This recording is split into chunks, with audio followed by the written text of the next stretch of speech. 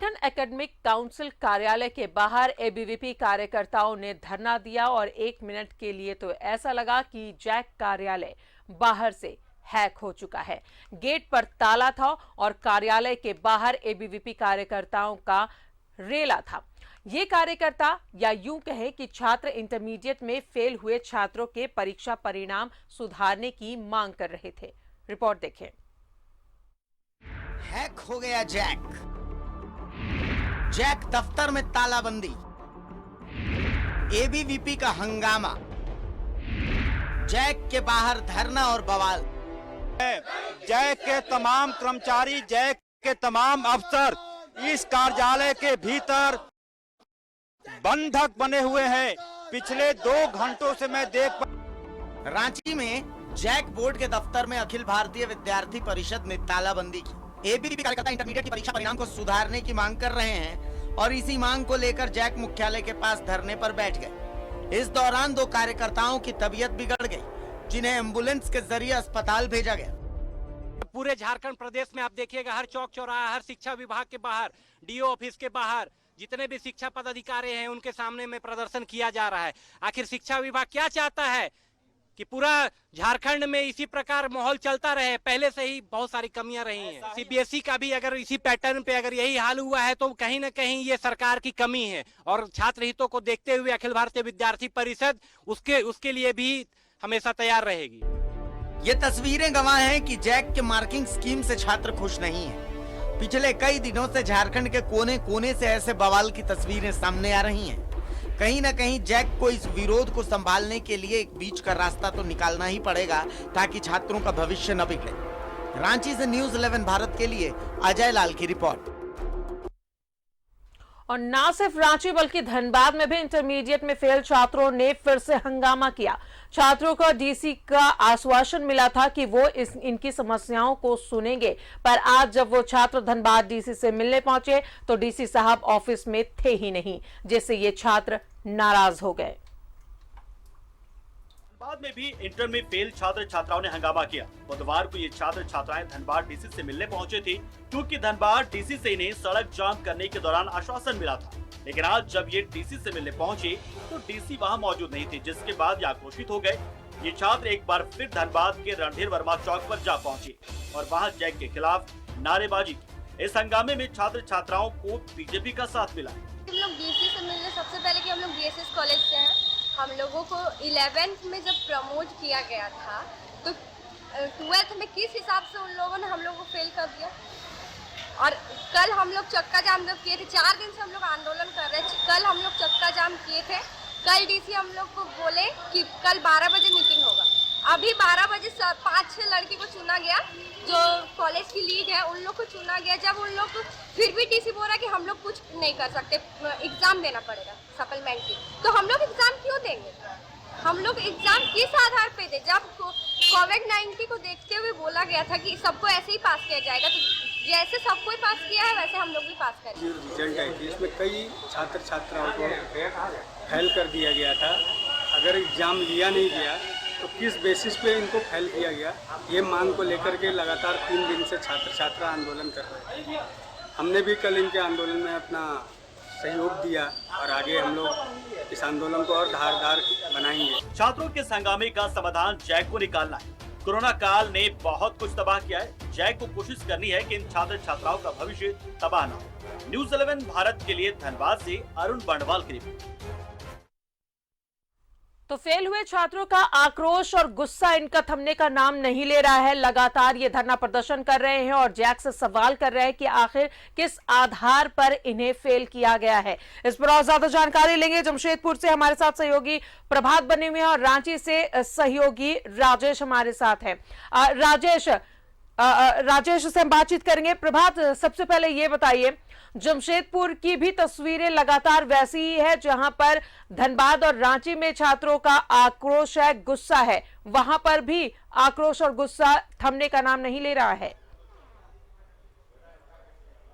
बिल्कुल राजा देखिए, पिछले अगर हम आज तो कुछ नहीं किए हैं छात्रों ने, लेकिन पिछले अगर 2-3 दिनों की अगर हम बात करें तो लगातार जो यहाँ जमशेदपुर में जो जितने भी छात्र हैं वो डीओ कार्यालय के बाहर, चाहे वो आसू संगठन से जुड़े कार्यकर्ता या फिर छात्र बोले या फिर अखिल भारतीय विद्यार्थी परिषद के कार्यकर्ता या छात्र बोले, कल वहाँ जमकर हंगामा किया था डीओ कार्यालय के बाहर। उन लोगों ने डीओ को कई घंटे तक बाहर रखा था, तालाबंदी कर दी गई थी। उसके बाद डीओ का आश्वासन देने के बाद कि हाँ हम ऊपर बात करेंगे जैक में, उसके बाद ये खत्म हुआ था। तो लगातार छात्र जिस तरीके से आंदोलन कर रहे हैं, कहीं ना कहीं जैक को इन छात्रों की जो बातें हैं उन पे ध्यान देने की जरूरत, क्योंकि इनका बात भी एक तरह से कहा जाए तो जायज है, क्योंकि जब हम 11th में अच्छे नंबर से पास किए हैं तो हमें किस आधार पर इस 12th में फेल कर दिया गया। तो इन छात्रों का मांग है। और अभी हम आपको बताते जा रहा है कि जो जितने छात्र संगठन है जमशेदपुर में काम करने, चाहे आसू से रिलेटेड हो, अखिल भारतीय विद्यार्थी परिषद हो या कांग्रेस के जो छात्र संगठन, वो सब एकजुट हो रहे हैं और आने वाले दिनों में एक बड़ा आंदोलन के मूड में है। ये लोग आने वाले दिनों में राज्य के मुख्यमंत्री या फिर राज्य जो जैक के कार्यालय को तालाबंदी अनिश्चितकालीन करने के मूड में है। और ये लोग अभी प्लान कर रहे हैं कि आने वाले दिनों में ऐसा किया गया, जैक अगर इनकी जो छात्रों की जो मांग है उनको अगर नहीं करते तो समझा जा सकता है किस तरीके से पूरे झारखंड में हर एक जिलों में इस तरीके से प्रदर्शन हो रहा है और 34,000 छात्रों को फेल किया गया।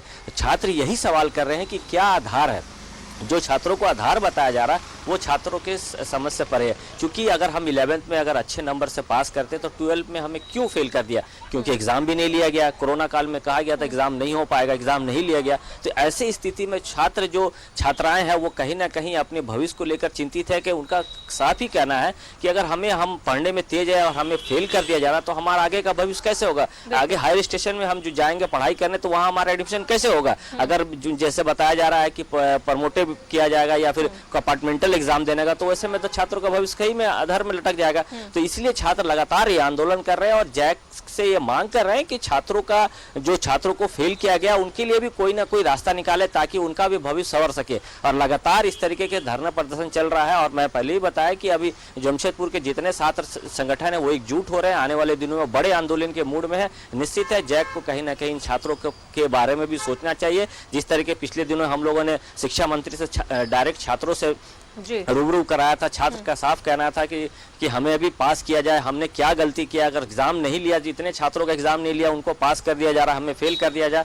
तो उन शिक्षा मंत्री से भी उन्होंने आग्रह किया था, लेकिन शिक्षा मंत्री ने कहा था कि 6 तारीख तक आप आपत्ति जमा कर सकते हैं, उसके बाद आपका कंपार्टमेंटल एग्जाम लेंगे। लेकिन छात्रों का साफ कहना है कि हम कंपार्टमेंटल एग्जाम क्यों देंगे, अगर हमारा एग्जाम अगर जैसे और लोगों का पास किया वैसे हमें भी पास किया जाए तो निश्चित है आने वाले दिनों में ये आंदोलन और उग्र होगा, ये निश्चित कहा जा सकता है। चलिए, तो अब देखना ये है कि जैक बीच का रास्ता क्या निकालता है और किस आधार पर इन स्टूडेंट्स को फेल किए गए हैं, वो आधार, वो वैलिड रीजन छात्र जानना चाहते हैं। बहुत बहुत शुक्रिया आपका प्रभात तमाम जानकारियों के लिए।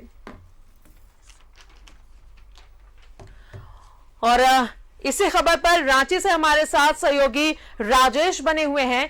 राजेश, जैक के बाहर लगातार धरना प्रदर्शन किया जा रहा है, इंटरमीडिएट के जो छात्र हैं वो उग्र है, गुस्सा उनका रुकने का नाम नहीं ले रहा है। सिर्फ और सिर्फ एक ही सवाल है उनका कि आखिर किस आधार पर उन्हें 12th में फेल किया गया है।